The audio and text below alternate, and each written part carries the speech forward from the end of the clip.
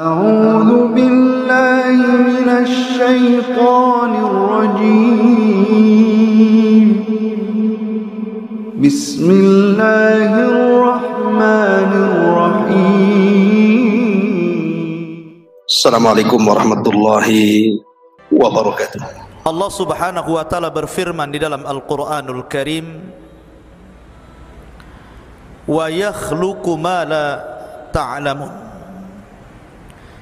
Dan Allah Subhanahu wa taala telah menciptakan makhluk yang kalian tidak tahu. Kita sangat yakin bahwa Allah Subhanahu wa taala menciptakan banyak makhluk selain manusia, selain jin dan selain malaikat. Kita tidak tahu, wallahu a'lam. Tapi yang jelas bahwa kita harus yakin Allah Subhanahu wa taala menciptakan banyak makhluk yang kita tidak tahu. Karena Allah mengatakan wa yakhluqu ma la ta'lamun.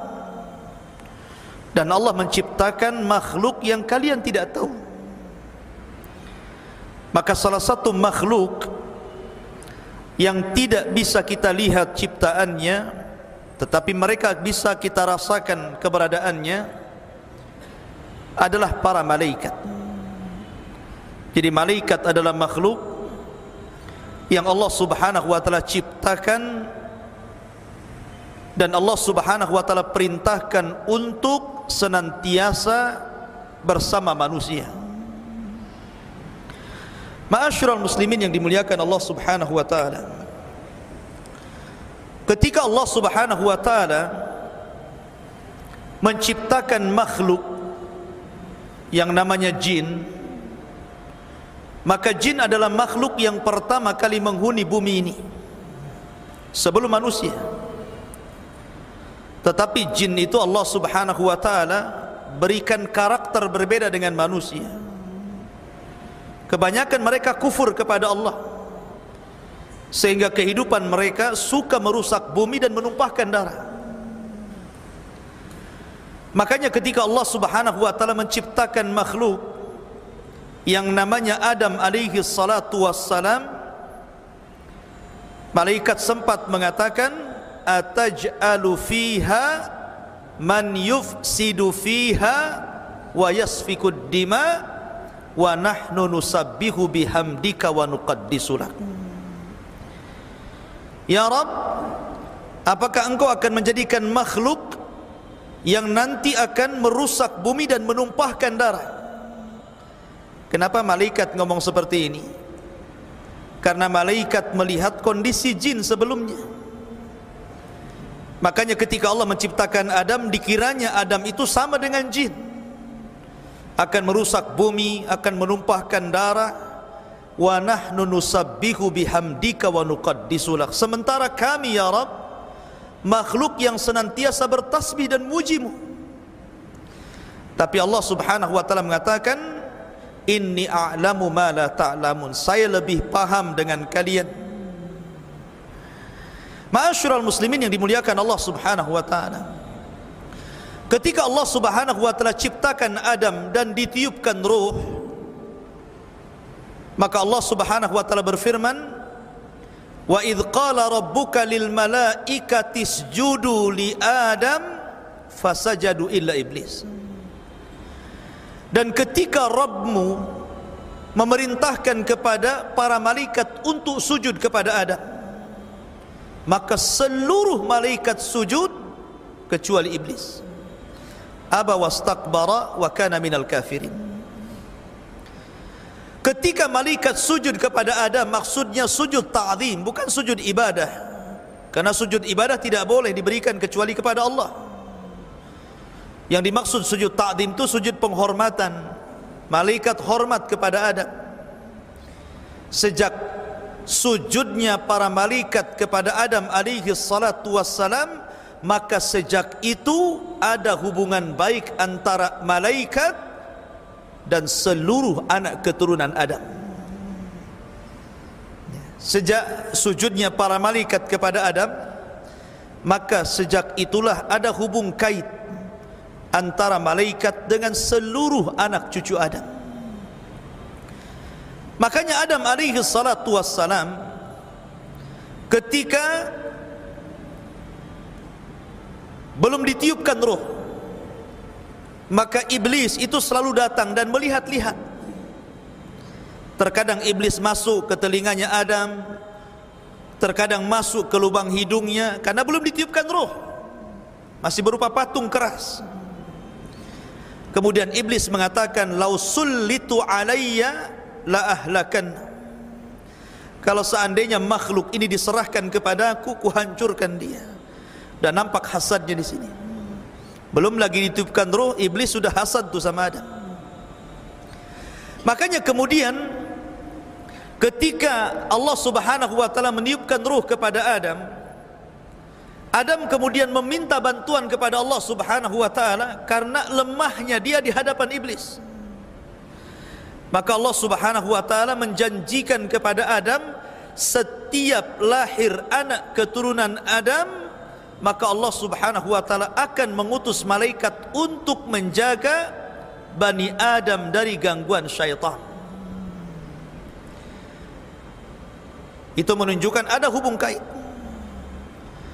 Makanya ketika Nabi Adam alaihi salatu wassalam meninggal dunia, seluruh anak-anak Adam kebingungan macam mana caranya memperlakukan jenazah Adam. Tidak ada yang tahu ini macam mana Adam meninggal ini, harus diapakan.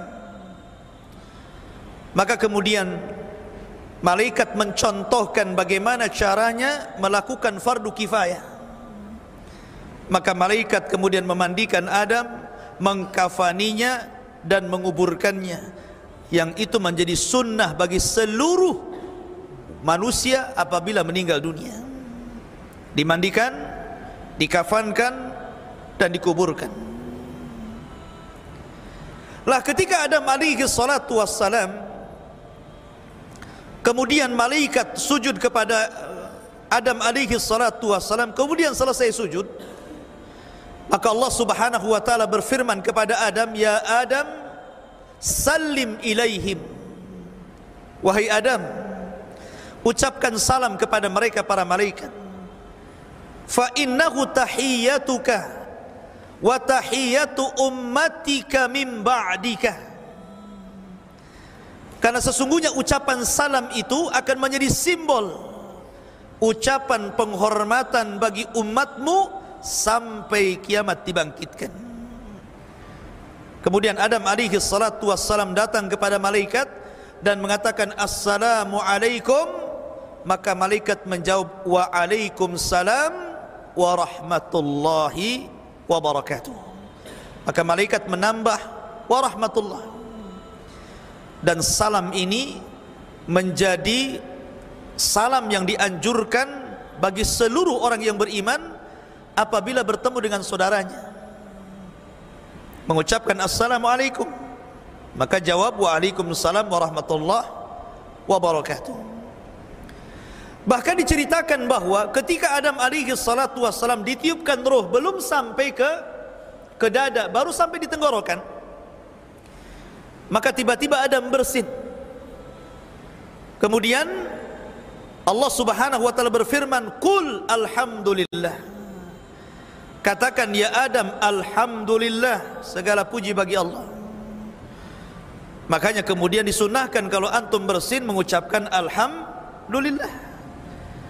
Maka malaikat di sekitarnya langsung mendoakan Nabi Adam dan mengatakan yarhamukallah. Jadi antum kalau mendengar bersin, ucapkannya apa? Yarhamukallah. Lah dari cerita ini ikhwatu fiddin muliakan Allah Azza wa Jal, kita nampak ada hubung kait antara malaikat dengan Adam. Maka begitu juga akan terjadi hubung kait malaikat ini dengan seluruh anak keturunan Adam sampai kematiannya, sampai ketika mereka berada di padang mahsyar, sampai kemudian mereka sedang dihisab, sampai pun ketika masuk ke dalam sorga. Maka malaikat akan terus bersama manusia. Ma'asyiral muslimin yang dimuliakan Allah Azza wa Jal, kita mulai mengenal alam malaikat dari hubung kait para malaikat dengan para nabi, hubung kait malaikat dengan manusia, Kemudian apa saja yang membuat manusia malaikat senang dan apa saja yang menjadikan malaikat itu tidak suka dan tersakiti. Kemudian berapa jumlah para malaikat. Kemudian juga bagaimana para malaikat itu ketika mereka bersama manusia, dan begitu seterusnya. Kita akan jelaskan, mudah-mudahan cukup waktunya. Yang pertama, hubung kait para malaikat dengan para nabi. Kita tahu bahwa Ka'bah yang kita lihat hari ini, Ka'bah yang dijadikan kiblat bagi seluruh kaum muslimin, siapa yang menciptakan pertama Ka'bah? Para malaikat. Malaikatlah yang pertama kali membangun Ka'bah. Makanya ketika Ibrahim alaihi salatu wassalam meletakkan Hajar dan juga Ismail, apa kata Ibrahim? Rabbana inni askantu min dzurriyyati biwadin ghairi di zar'in inda baitikal muharram. Ya Rabb, sesungguhnya kami letakkan anak keturunanku di sebuah lembah yang tidak ada tumbuhan di sisi rumahmu yang dihormati. Maksudnya Ka'bah. Saat itu tidak, Ibrahim belum membangun Ka'bah, ya kan? Kenapa Ibrahim mengatakan biwadin ghairi di zar inda baitikal muharram, di sisi rumahmu yang muharram, Ka'bah al-Muharram. Maknanya Ka'bah sudah ada. Ibrahim meletakkan Ismail dan Hajar di situ. Cuman karena lamanya waktu, Ka'bah itu kemudian roboh sehingga tinggal pondasinya yang sudah terkubur tanah. Dari situlah kemudian Allah Subhanahu wa taala berfirman, wa id yarfa'u Ibrahimul qawaida wa Ismail.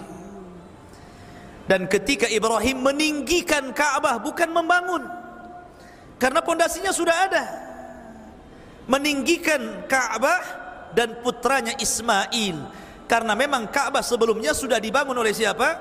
Oleh malaikat. Ibrahim tinggal meninggikan saja dari pondasinya.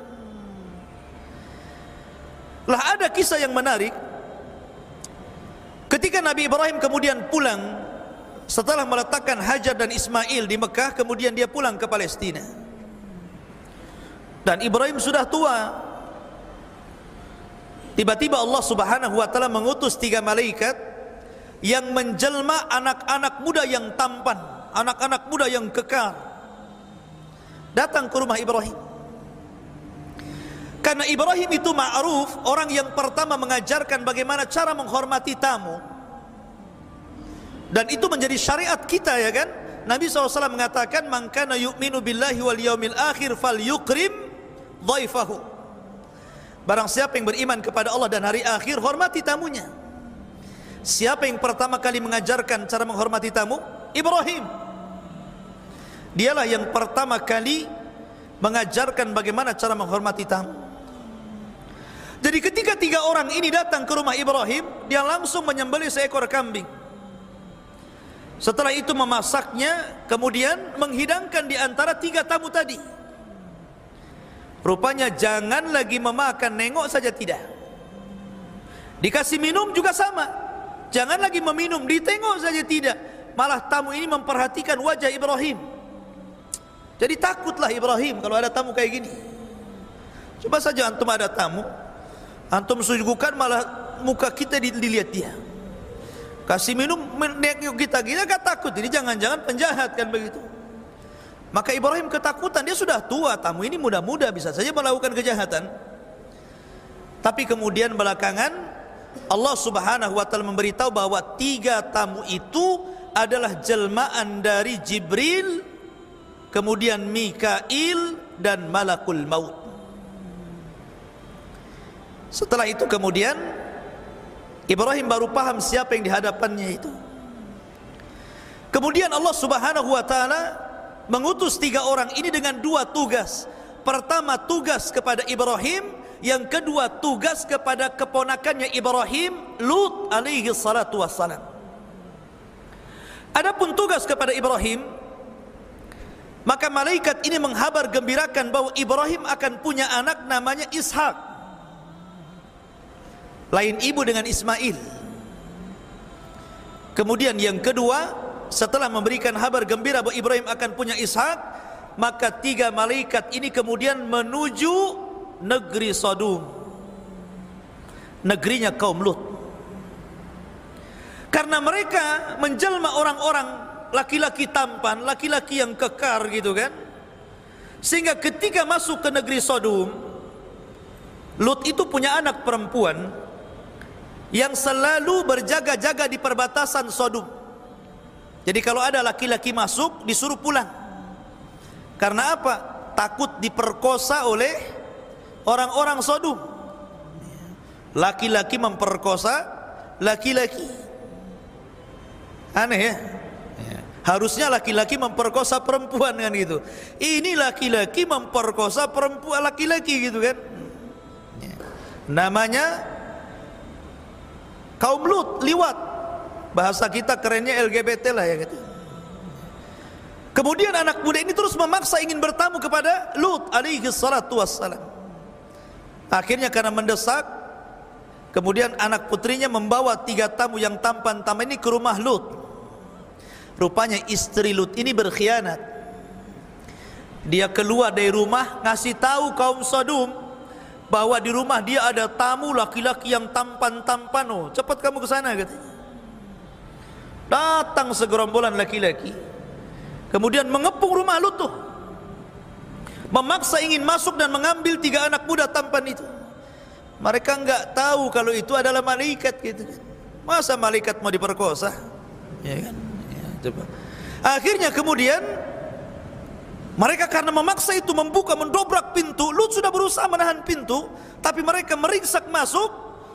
Disitulah mereka baru paham. Ketika Jibril alaihi salatu wassalam melihat mereka, Jibril keluar dan langsung merubah dirinya menjadi bentuk aslinya, memiliki 600 sayap, dan langsung ditampar oleh sayapnya. Semua buta matanya ya, jadi yang datang itu semuanya buta. Kalau yang nggak datang nggak buta lah. Itu hukuman yang pertama kepada kaum Lut, dibutakan matanya. Jadi keluar matanya semua dari tempatnya. Kemudian setelah itu Jibril terbang ke atas dengan 1 sayap. Jibril menancapkan ke negeri Sodom, kemudian mengangkat ke langit, kemudian menumpahkannya. Otomatis orang berjatuhan itu. Tidak cukup sampai di situ, ketika mereka sudah berjatuh sampai di bumi, Allah tembakin dengan batu seperti meteor, ada apinya sampai mati. Setelah itu baru Allah timpakan Sodom dan mengubur mereka semuanya.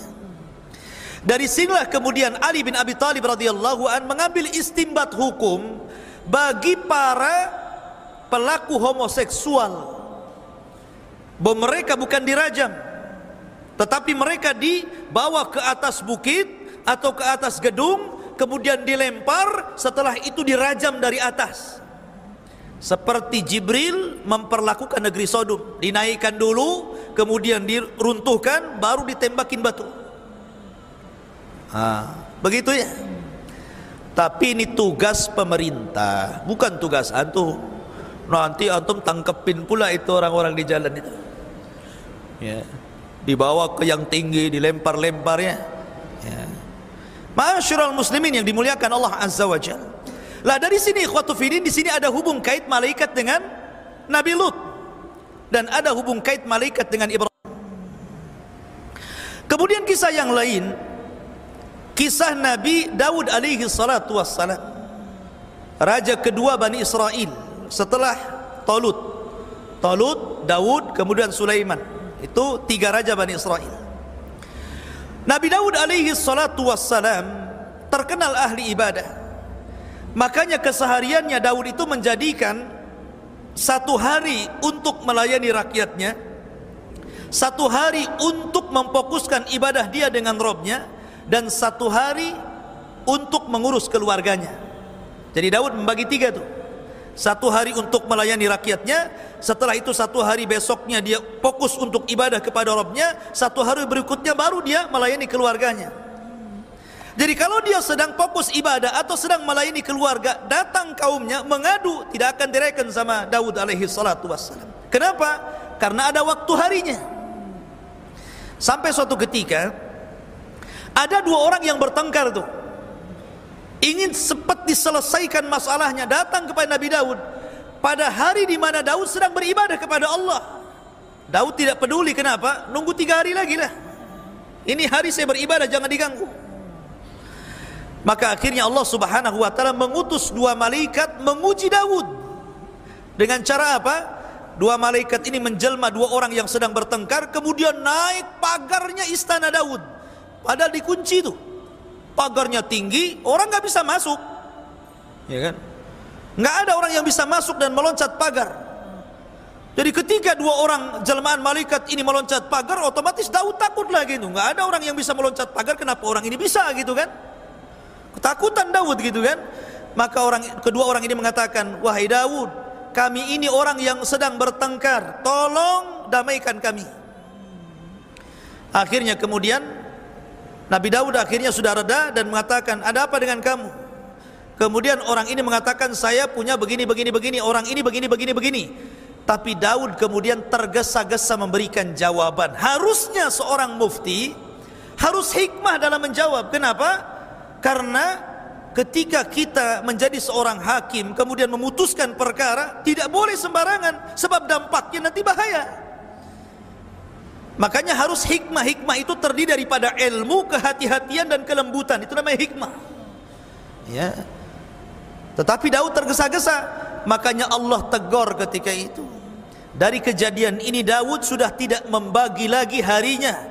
Dia fokus untuk menjadi hakim yang adil kepada rakyatnya. Dari sini menunjukkan apa?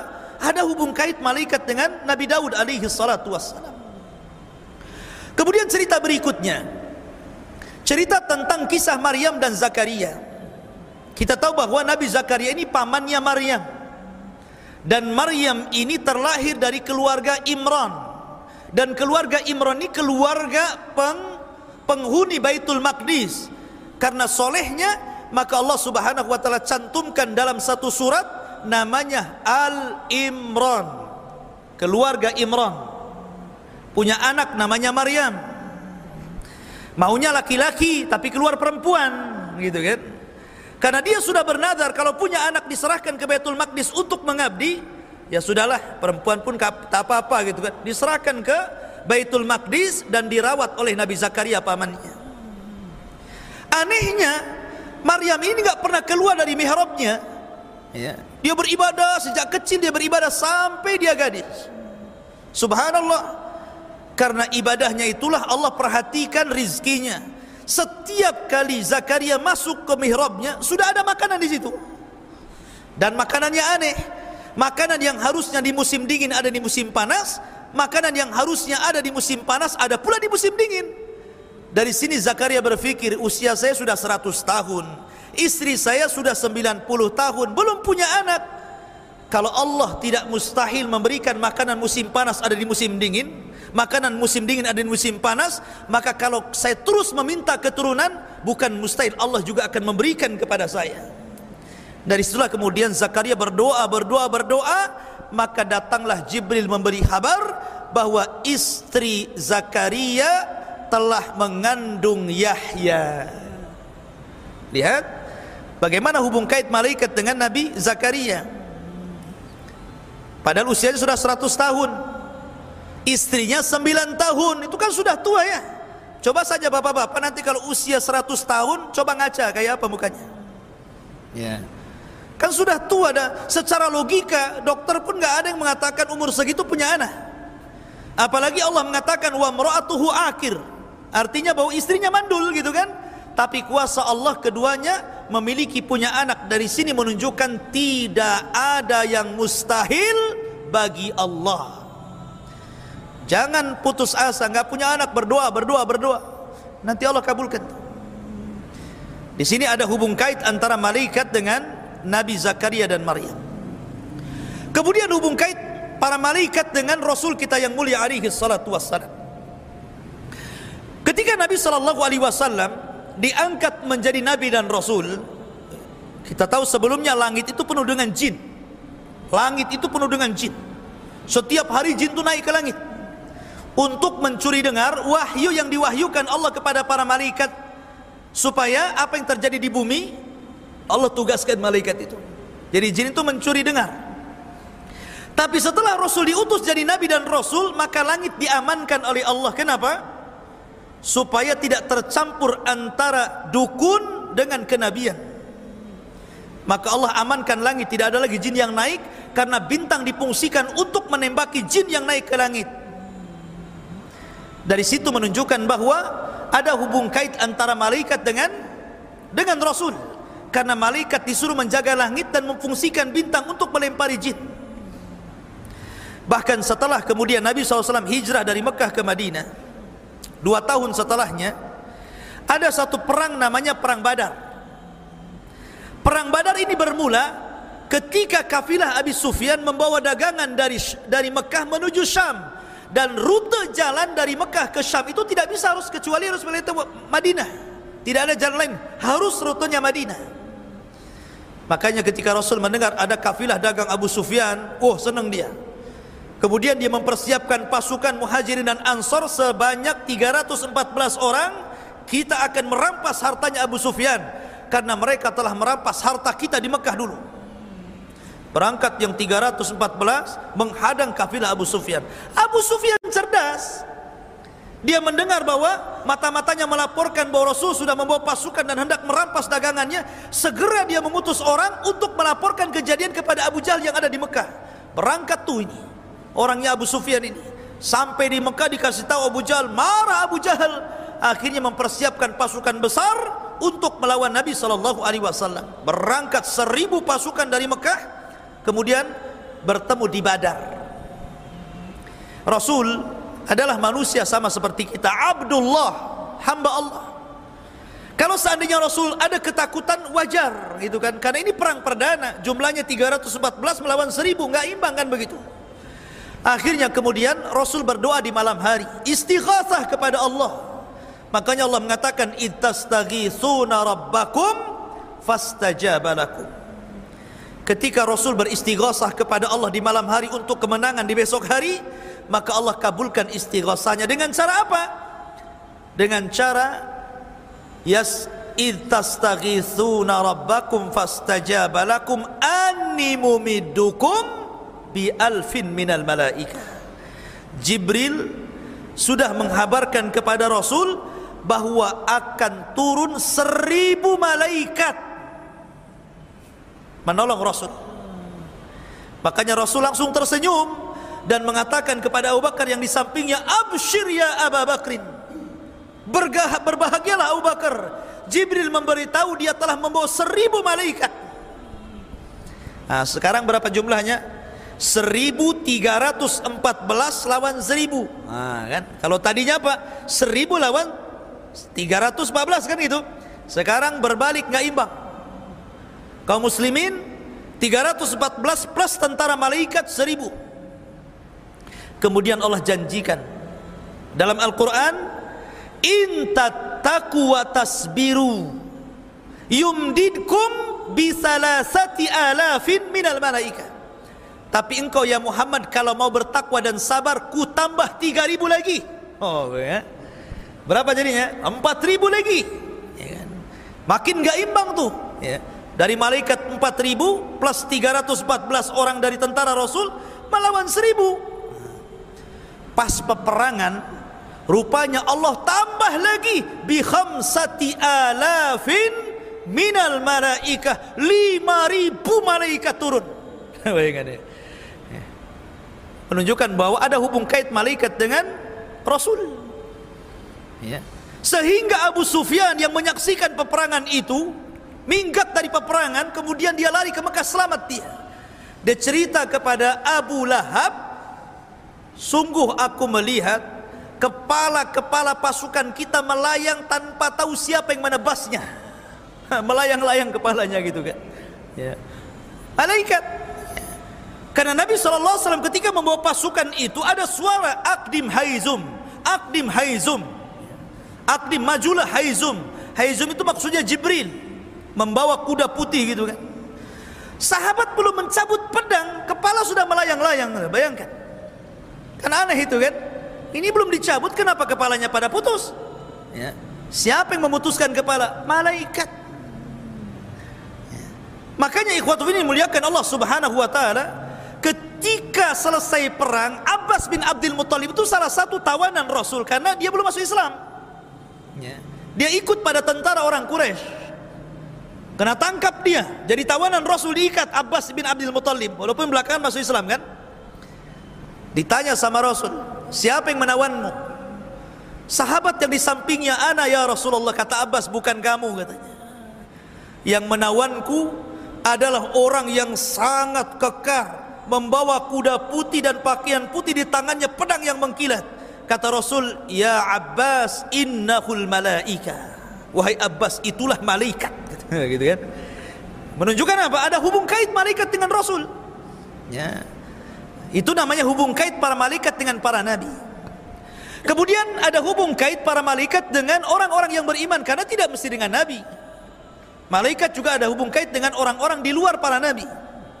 Contoh, ada seorang sahabat namanya Usaid ibn Hudhair. Usaid ibn Hudhair. Dia sedang baca Al-Quran, dia sholat malam, kemudian baca Al-Quran dikeraskan, di sampingnya anaknya sedang tidur, kemudian di sampingnya ada kuda yang sedang diikat. Setiap dia membaca Al-Quran, kuda ini ngamuk, bergerak-gerak gitu kan, meringkih-ringkih. Tapi kalau dia hentikan baca Qurannya, berhenti juga kuda itu. Dia baca lagi, ngamuk lagi kudanya. Dan tiba-tiba langit itu ada awan dan bercahaya di atasnya itu. Karena dia takut dengan anaknya, akhirnya dihentikan sholatnya. Kemudian besok harinya dia bercerita kepada Rasul dan mengatakan, ya Rasulullah, semalam saya sholat malam, saya membaca Quran, terjadi begini-begini. Maka Rasul mengatakan, seandainya kau lanjutkan bacaan Quranmu, maka para malaikat akan turun dari langit dan menyaksikan bacaan. Menunjukkan apa? Ada kaitan malaikat dengan Usaid bin Hudhair. Kemudian contoh yang lain juga, Talha bin Ubaidillah dalam perang Badar atau perang Uhud ke perang Badar gitu, lupa saya. Dia terkena panah badannya. Ya. Namanya manusia kalau terkena panah, ketancap panah gitu kan, dicabut otomatis kan meringis gitu kan. Minimal berteriak aduh kan begitu. Jadi dia terkena panah, pas dicabut dia ngomong aduh sakit gitu kan. Kata Nabi SAW, ya Talha, lau qulta bismillah la rafa'atkal malaikatu wan nasu yanzurun. Ya Talha, kalau tadi kamu tidak mengucapkan aduh tetapi mengucapkan bismillah, sungguh malaikat akan mengangkatmu dan manusia akan memandang dirimu. Ini menunjukkan fadilah bismillah namanya. Tapi sini ada hubung kait antara malaikat dengan siapa? Dengan Talha. Ya. Jadi malaikat itu ada hubung kait dengan manusia. Sampai pun kepada kita yang bukan Rasul, bukan sahabat, hanya orang biasa gitu kan, malaikat akan bersama kita. Termasuk di masjid ini, di Masjid Muhajirin ini. Kata Nabi SAW, majtama'a qaumun fi baitin min buyutillah yatluna kitaballah wa yatadarasunahu illa nazalat alaihimus sakinah wa ghasyiathumur rahmah wa haffathumul malaikah wa dzakarallahu fi man indah. Siapa yang berkumpul di salah satu rumah dari rumah Allah, dibacakan Quran, dibacakan hadis Nabi, dipelajari Quran dan hadis Nabi tersebut, kecuali turun padanya rahmat dan ketenangan, wa haffathumul malaikah. Malaikat dari mana-mana akan datang, kemudian akan mengerubungi kita di atas masjid, sampai akhirnya malaikat akan bertumpuk-tumpuk sampai ke langit. Dalam sebuah riwayat, malaikat yang paling ujung ditanya sama Allah Subhanahu wa taala, bahasa kita, ngapain kau kumpul-kumpul di sini gitu, numpuk di sini nggak ada apa gitu maksudnya. Ya. Maka malaikat menjawab, karena hamba-hambamu ya Rabb yang di bawah, mereka sedang berzikir kepadamu dan bertasbih. Kata Allah, madza yuridu ibadi, apa yang dikehendaki hambaku? Maka malaikat mengatakan, yuridunal jannah wa yakhafuna minan nar. Orang-orang itu sedang mengharap surga dan takut kepada neraka. Kenapa? Karena tujuan orang belajar itu, man salaka tariqan yaltamisu fihi ilman sahalallahu bihi tariqan ilal jannah. Itu tujuan orang belajar kan? Siapa yang meniti sebuah jalan, di sana ada ilmu agama, maka Allah mudahkan jalannya ke sorga. Maka Allah mengatakan, aku kabulkan keinginan mereka dan aku amankan mereka dari adab Allah subhanahu wa ta'ala. Jadi malaikat akan bersama kita. Bahkan apabila seseorang itu berwudu kemudian tidur, dalam sebuah riwayat Tirmidzi, maka malaikat yang di samping ketika kita tertidur pula selepas kita berwudu sebelum tidur, maka malaikat itu akan berdoa sepanjang malam sampai kita bangun. Doanya apa? Allahumma gfir lahu, Allahumma arhamhu. Ya Allah, ampuni dosa ini, orang ini. Ya Allah, rahmati orang ini. Coba, kan enak itu ya. Jadi kalau antum nanti pulang nih mau tidur nih, antum wudu dulu, ajak sama istri tidur dulu, wudu dulu, ayo wudu sama-sama, baru kemudian tidur. Maka selama kita tidur, di samping kita malaikat. Setiap kita berbolak-balik ke kanan ke kiri, setiap kita bergerak, maka malaikat akan mengatakan, ya Allah ampuni orang ini, ya Allah rahmati orang ini. Dan malaikat akan terus berdoa seperti itu sampai anda bangun. Luar biasa gitu kan. Malaikat akan di samping kita itu. Kalau antum gak wudu, ya setan yang di sampingnya. Jadi ini fadilah malaikat akan bersama kita. Termasuk juga para malaikat itu akan menjaga kita. Makanya coba perhatikan. Coba seandainya antum malam ini jangan tidur di kamar, tidur di teras. Teras rumah antum di luar, antum tidur di situ. Ya. Kemudian antum bangun, ada nggak semut masuk telinga antum? Ada nggak tiba-tiba bangun kecoa di sini? Ada? Atau tiba-tiba ada lipan di sini? Kok banyak lipan di telinga saya ini? Nggak ada kan? Nggak ada. Siapa yang menjaga? Siapa yang menjadikan semut tidak masuk ke lubang hidung? Siapa yang tidak menjadikan kecoa masuk ke telinga? Siapa yang tidak menjadikan lipan itu masuk ke mulut? Kata Mujahid, seorang tabi'in ahli tafsir, mengatakan, karena Allah mengutus malaikat untuk menjaga hamba-hambanya. Wa inna alaikum lahafidhin. Dan Allah berikan kepada kalian malaikat para penjaga. Malaikat penjaga beda dengan Raqib dan Atid. Kalau Raqib dan Atid pencatat. Kalau penjaga kita itu, kalau seandainya Allah takdirkan kita sedang di jalan, harusnya kita ditabrak, akhirnya tidak jadi ditabrak. Harusnya kita nabrak, tidak jadi nabrak. Harusnya kita jatuh, tidak jadi jatuh. Siapa yang menjaga kita seperti itu? Malaikat. Cuman kan kita tidak tahu, kalau Allah takdirkan Allah menyingkap malaikat, tentu kita akan melihat malaikat di mana-mana. Karena malaikat gaib bagi kita, kita tidak bisa melihatnya. Dan itu menunjukkan bagaimana para malaikat itu bersama Bani Adam. Tetapi ada hal-hal yang terkadang malaikat tersakiti dengan kita. Contoh, Nabi SAW mengatakan bahwa pernah mengusir orang yang ketika masuk ke masjid mulutnya bau bawang. Ya kan? Mungkin kalau zaman sekarang bau rokok lah ya. Kalau zaman dulu kan makan bawang mentah. Kalau sekarang kan jarang orang makan bawang mentah kan. Ya bau rokok lah. Makanya kalau para perokok anda yang belum bisa meninggalkan rokok, kalau masuk masjid jangan kumur-kumur dulu lah kan gitu, baru masuk gitu. Atau bawa minyak gitu. Tapi kan tidak bisa juga, tetap aja kan bau kan. Kenapa kemudian dilarang orang yang makan bawang masuk ke masjid? Ada alasannya, kata Rasul. Fa innal malaikata tata'adza mimma yata'adza bihi banu Adam. Karena malaikat tersakiti dengan bau orang ini sebagaimana anak Adam tersakiti kalau ada di sampingnya. Coba saja, kalau antum sholat di samping antum ini sudah nggak mandi 5 tahun, 5 kali. Ya. Mungkin berapa hari gitu kan, nggak mandi. Ya, ketiaknya nggak pernah dikasih Rexona, umpamanya kan. Mungkin antum mikir-mikir, garang-garang, nggak khusyuk antum, tersakiti kan dengan orang sebelah itu. Ya. Sebagaimana orang tersakiti kalau di sampingnya ada orang yang sangat bau, maka malaikat tersakiti juga dengan orang yang bau itu, menunjukkan bahwa malaikat tersakiti dengan Bani Adam. 2. Ketika malaikat Jibril hendak masuk ke rumah Rasul, tiba-tiba nggak mau masuk. Rasul mengatakan, ya Jibril, udkhul, masuk. Jibril nggak mau. Rupanya alasannya karena di rumah Rasul itu ada tirai Aisyah, ada gambar makhluk yang bernyawa di situ.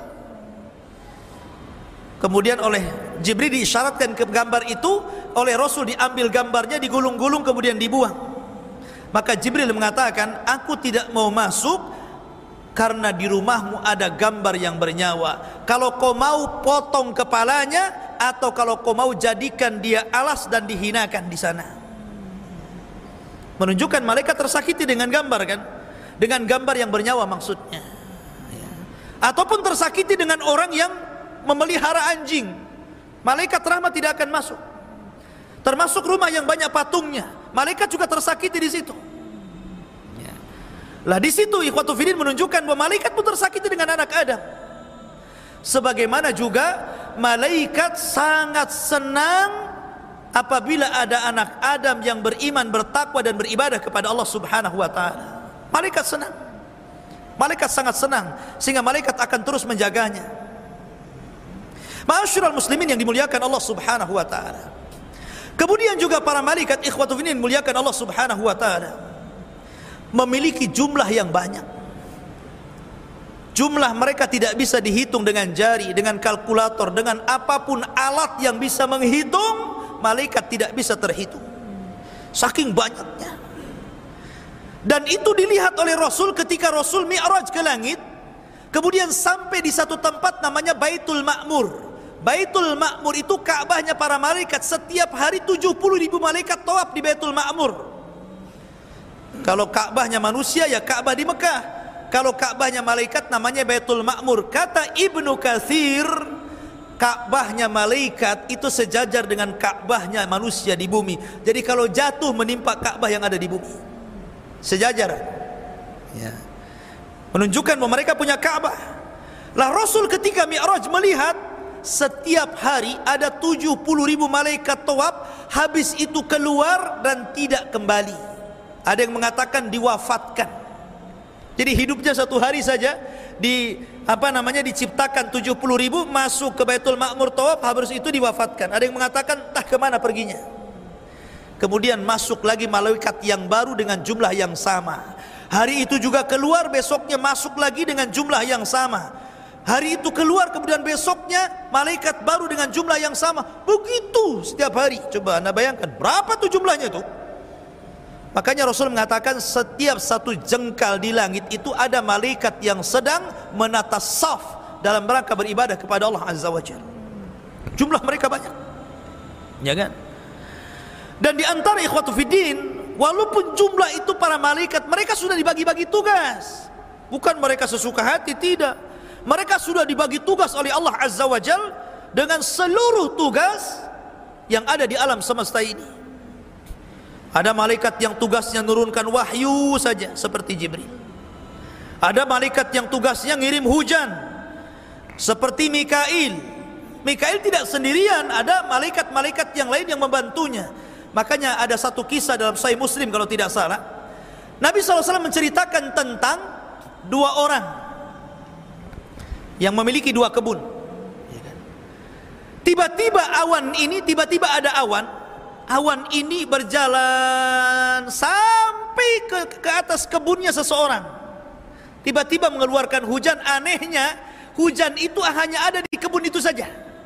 Jadi kebunnya luas, ya, tapi hujannya hanya di situ saja. Ini satu petak gitu kan. Ini banyak kebun orang, tapi awan itu hanya menghujani petak itu saja. Dan memanggil-manggil nama orang pemilik kebun itu dari atas. Jadi orang yang mengikuti awan itu dari belakang penasaran, kenapa awan itu asik di situ saja, setiap ada awan di situ lagi gitu kan, dan tidak menghujani kebun sekitarnya. Akhirnya kemudian dia bertanya kepada penghuni kebun itu yang memiliki, siapa namanya? Si Anu. Rupanya persis apa yang ia dengar namanya dengan apa yang ia dengar dari langit. Kemudian ditanya, amalanmu apa gitu kan, kok bisa kebunmu selalu dihujani? Maka dia mengatakan, karena aku jadikan hasilku 3 bagian. Satu bagian untuk bibit, satu bagian aku infakkan, satu bagian untuk keluargaku setiap panen. Ya. Dari sini menunjukkan ma naqasa min mali sadaqah, tidak mungkin berkurang harta yang disedekahkan. Bahkan Al-Imam Ibnu Katsir rahimahullahu taala menyebutkan satu riwayat dari Ibnu Asakir tentang kisah seorang laki-laki, seorang peniaga, pedagang orang Damaskus, orang Damaskus, ya. Dia jadi kalau membawa dagangan itu ke daerah namanya Zabadan, jauh, harus melintasi padang pasir. Di rumah dia di Damaskus, tempat jualan dia di satu tempat namanya Zabadan. Jadi kalau dia membawa dagangan itu, dia harus menyewa orang-orang, mungkin zaman sekarang ini travel gitu kan, untuk membawa barangnya sampai di Zabadan. Akhirnya setelah dia dapat orang yang agak murah mau membawa barang dia ke Zabadan dari Damaskus, berangkatlah dia. Berangkat. Sampai di tengah jalan, kemudian travelnya ini nawarkan, gimana kalau kita cari jalan yang lebih pendek ke Zabadan, jangan cari jalan yang ini, katanya. Akhirnya disepakati boleh juga, biar cepat sampai. Akhirnya dialihkan jalannya yang biasa ke yang tidak biasa. Rupanya tersesat di padang pasir. Setelah tersesat di padang pasir, orang ini melihat sepanjang jalan banyak tengkorak manusia. Ada tengkorak kaki, ada tangan, ada kepala, ada ini. Mulai nggak enak nih. Jangan-jangan travel ini rampok pula ini, katanya. Karena sudah nggak enak dia. Kok banyak mayat manusia di sini? Ya. Akhirnya betul, tiba-tiba dihentikan sama travelnya itu. Kemudian travel ini langsung membawa pedang, diacungkan. Mungkin kamu sudah tahu siapa saya. Oh, rupanya betul nih, travel rampok ini kan. Mungkin sudah tahu kamu siapa saya. Rupanya orang gila. Orang gila sekarang kan banyak itu ngejar-ngejar ustadz tuh. Ya kan? Akhirnya kemudian, ya, setelah itu sang pedagang yang soleh ini mengatakan, kalau kau mau ambillah dagangan ini, tapi jangan bunuh saya, biarkan saya pulang, katanya. Kata rampok ini, semua orang yang kurampok persis ucapannya dengan kamu. Ya. Tapi saya nggak lepaskan, tetap saya bunuh, katanya. Akhirnya dia mengatakan, ya sudah, kalau nggak ada jalan lain, kasihlah waktu. Entah beberapa menit saya ingin sholat, ya. Akhirnya dia cepat-cepat tayamum, kemudian sholat. Namanya sholat di bawah kilatan pedang, kira-kira bisa baca nggak? Lupa semua lah kan begitu. Coba antum sholat, kemudian habis itu mau ditembak gitu kan, lupa Fatihah saja lupa, diem aja gini kan. Ini apa yang mau dibaca gitu kan? Karena habis ini mau dibunuh masalahnya, ya. Tapi Allah Subhanahu wa Ta'ala ilhamkan. Ada satu ayat tiba-tiba terlintas di kepalanya. Ayat apa itu? Amman yujibul mudtarra idza da'ah wa yaqsifus su wa yaj'alakum khulafa'al ar'a ilahum ma'allah. Tiba-tiba terlintas ayat ini, langsung dia dibaca. Karena apa? Sudah ngeblank, nggak tahu apa yang dibaca. Tiba-tiba terlintas ayat ini saja yang dibaca sama dia. Amman yujibul mudtarra idza da'ah, diulang-ulang gitu kan. Tiba-tiba malaikat yang ada di langit yang keempat mendengar. Amma yujibul mudtarra, siapa lagi yang akan mengabulkan doa orang yang kesulitan kalau bukan Allah? Itu maknanya ayat itu. Malaikat yang di atas dengar tuh. Langsung diutus oleh Allah untuk menyelamatkan orang ini. Kemudian dibawanya kuda putih dengan jubah putih dengan pedang yang ada di tangan. Tiba-tiba dari kejauhan memacu kuda ini, tiba-tiba langsung menebas rampok, hilanglah kepalanya. Kemudian pedagang yang saleh mengatakan, siapa kamu? Dia mengatakan, saya al-malaku minal malaika arsalani Allah. Saya malaikat dari malaikat. Allah yang mengutus saya. Aku mendengar doamu dari lapisan langit yang keempat. Aku segera datang. Kata Imam Ibnu Katsir rahimahullahu taala,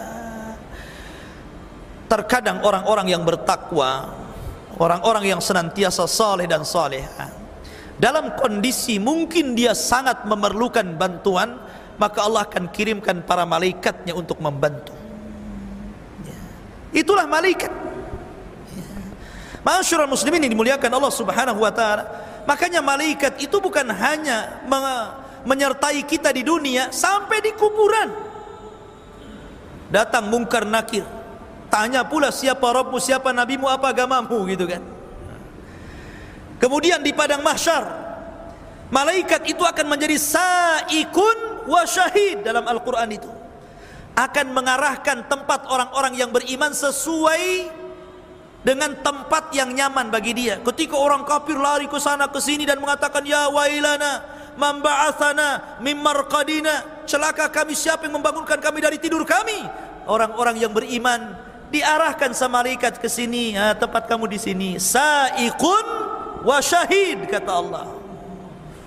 Akan menjadi penunjuk jalan dan saksi. Ya. Dan orang-orang yang beriman akan dikumpulkan dengan keluarganya. Walladzina amanu wattaba'athum dzurriyyatuhum biimanin alhaqna bihim dzurriyyatuhum. Ketika mereka masuk surga, malaikat sudah berada di pintu-pintu surga. Salamun alaikum bima sabartum fa ni'ma uqbaddar, kata malaikat. Keselamatan bagi kalian karena kesabaran kalian di dunia, masuklah dengan selamat, ya kan? Jadi malaikat akan menemani sampai ke surga. Itulah hubung kait malaikat dengan manusia. Dan malaikat bisa kita rasakan, bukan kita tidak bisa merasakan. Jadi kalau ada kemudian perasaan-perasaan ingin ibadah, giat ngaji, ingin melangkahkan ke pengajian, itu hakikatnya dorongan ini dari malaikat. Atau ada orang-orang yang ingin hijrah, nah, sekarang kan sibuk-sibuk tuh bahasa hijrah gitu kan. Hijrah, ingin hijrah gitu. Siapa yang mendorong dia ingin hijrah? Malaikat. Ya. Hijrah, ingin hijrah dari yang tadinya maksiat jadi taat, yang tadinya tidak berhijab jadi berhijab, yang tadinya nggak pernah ngaji rajin ngaji. Siapa yang mendorong hijrah itu? Malaikat yang mendorong hijrah itu. Jadi ini keberadaan malaikat sama dengan keberadaan setan, kita bisa rasakan. Maka dari sini alamul malaikat